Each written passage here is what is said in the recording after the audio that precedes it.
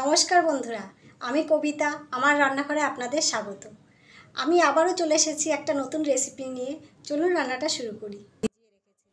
এখানে আমি ফুলকপি নিয়েছি, এটাকে আমি ভালো করে কেটে গরম জলে ভিজিয়ে রেখেছিলাম। এবার একটা এই মেশিনের সাহায্যে আমি গ্রেট করে নেব ফুলগুলো। উপরে ফুলগুলো শুধু গ্রেট করব, ডাঁটাটা নয়।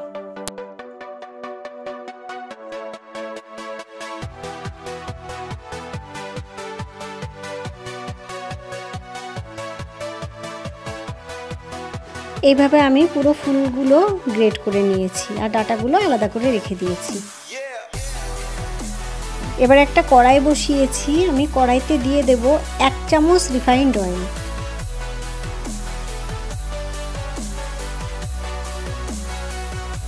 তেলটা গরম হয়ে গেছে, দিয়ে দেব কিছুটা পরিমাণে কালো জিরে, দেব 1/2 চামচ আদা কুচি, আর দিয়ে দেব 1/2 চামচ মতো কাঁচা লঙ্কা কুচি। ঝালটা তো সবাই সমান খায় না, বুঝে দেবেন যে যেমন খাবেন। এবার আমি সব কিছু খুব ভালো করে একটু ভেজে নেব।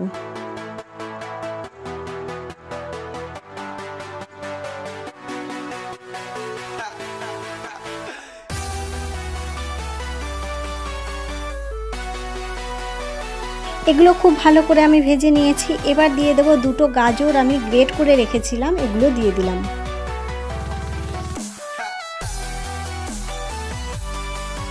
দিয়ে গাজরটাকে একটু ভেজে নেব হালকা।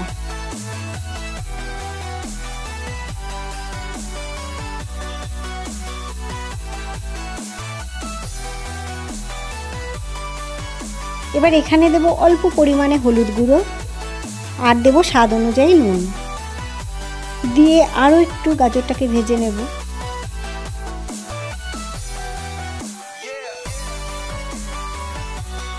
গাজরটা ভেজে নিয়েছি। এবার দিয়ে দেব গ্রেট করে রাখা ফুলকপি 1 কাপ মতো। সব কিছু ভালো করে মিশিয়ে দেব।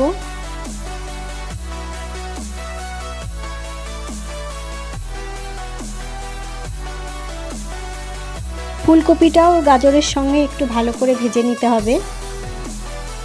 এইভাবে বানিয়ে আপনারা ফ্রিজে 1 সপ্তাহ রেখে দিতে পারেন, এটা খুব ভালো থাকে।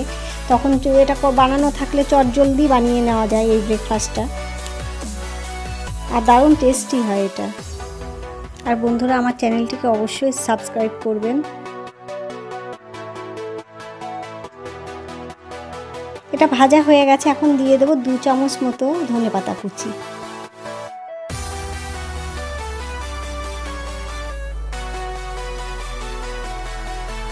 ধনেপাতা কুচিটা দিয়ে আরেকটু নেড়ে নেব।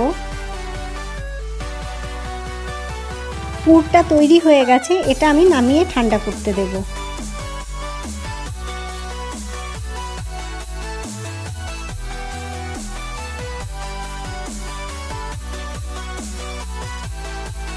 এখানে একটা বোল নিয়েছি, এতে আমি দিয়ে দেব 1 কাপ মতো ময়দা,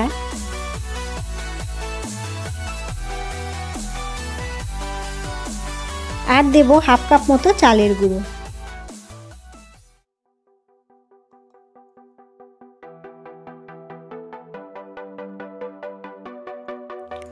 চালের গুঁড়ো আর ময়দাটা ভালো করে মিশিয়ে নেব।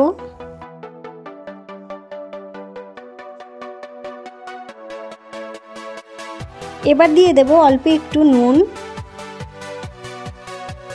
1 চামচ পরিমাণ দই দিয়ে দেব।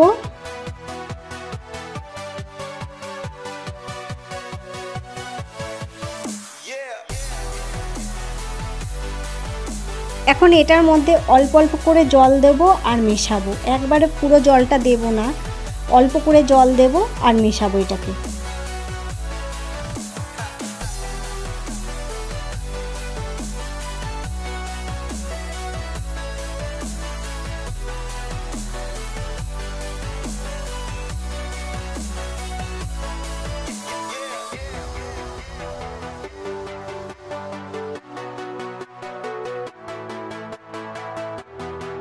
এটা মেশানো হয়ে গেছে। এবার এর মধ্যে দিয়ে দেব ফুলকপি যে রান্না করে রেখেছিলাম, ওটা দিয়ে দিলাম।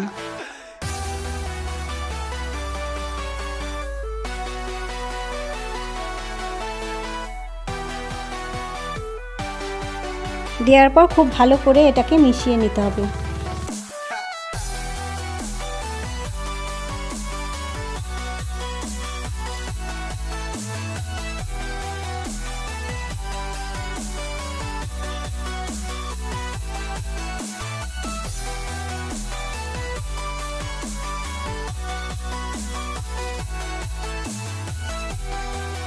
খুব ভালো করে মেশাতে হবে, এটাকে 2-3 মিনিট মিশিয়ে নিতে হবে এইভাবে।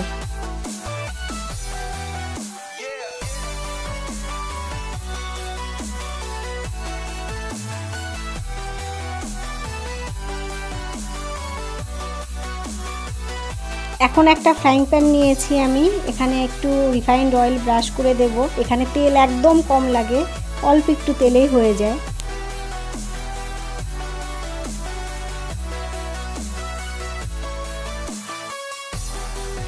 এবার একটা হাতা দিয়ে তুলে যেভাবে ধোসা বানায়, ধোসার মতো অত পাতলা হবে না, এটা একটু মোটা হবে, মোটা করে দিতে হবে। এইভাবে হাতার পেছনটা দিয়ে একটু মোটা করে এটা দিয়ে দেব।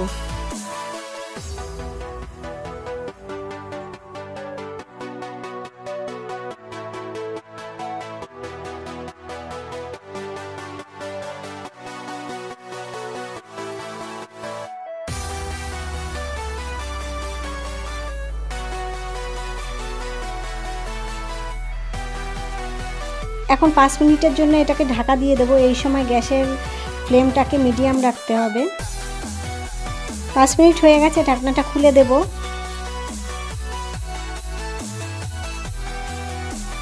এখন আরেকটু অয়েল ভালো করে ওপর দিয়ে ব্রাশ করে দেব। আমার এই ভিডিওটা দেখার জন্য আপনাদেরকে অসংখ্য ধন্যবাদ। অয়েল ব্রাশ করার পরে এটাকে আমি আরেকটা সাইড উল্টে দেব।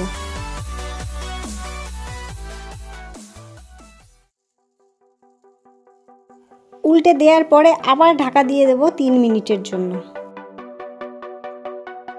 3 মিনিট হয়ে গেছে।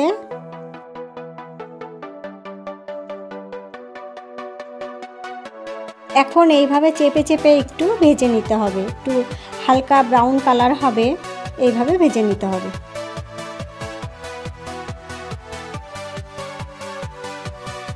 এটা ভাজা হয়ে গেছে। এইভাবে আপনারা করে দেখবেন, ভীষণ ভালো লাগে, আর আমাকে জানাবেন কেমন লাগলো। এটা করে আপনারা বাচ্চাদের টিফিনেও দিতে পারবেন, খুব ভালো খাবে বাচ্চারা।